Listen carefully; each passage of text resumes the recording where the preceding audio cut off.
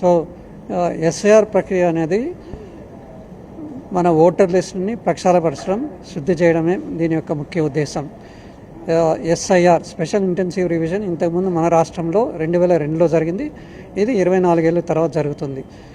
SIR ద్వారా ఎవరైతే అందులో చనిపోయిన వాళ్ళు, తర్వాత మైగ్రేట్ అయిన వాళ్ళు, తర్వాత 2-3 ఓట్లు ఉన్న వాళ్ళకి అవన్నీ తీసేయడానికి బాగా ఉపయోగపడుతుంది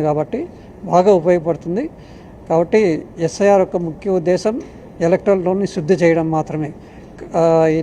దీంట్లో ఓటర్స్ తీసేయడము అనే ఉద్దేశం కాదు. ఇది శుద్ధి చేయడం ముఖ్య ఉద్దేశం. ఇది ఓటర్స్ని తీసేయాలి, ఓటర్స్ని కక్ష సాధింపుతో తీసేయాలనే ఉద్దేశం కాదు. ఇది ప్రక్షాళన చేయడం, తర్వాత పూర్తిగా దీన్ని శుద్ధి చేయడం అనేది దీని యొక్క ముఖ్య ఉద్దేశం. కాబట్టి దానికి తావులేదు. 2-3 చోట్ల ఓటు ఉన్నట్టయితే ఒక్కో చోట పెట్టుకోవాలి, రెండో చోట ఓటు పెట్టుకోకూడదు. ఒకవేళ అట్లా పెట్టుకున్నట్టయితే కూడా అబ్జెక్షన్స్ ఎవరైనా అబ్జెక్షన్స్ పెట్టచ్చు. అబ్జెక్షన్స్ టైంలో ఎంక్వైరీ చేసి వాటిని తీసేయడం కూడా జరుగుతుంది.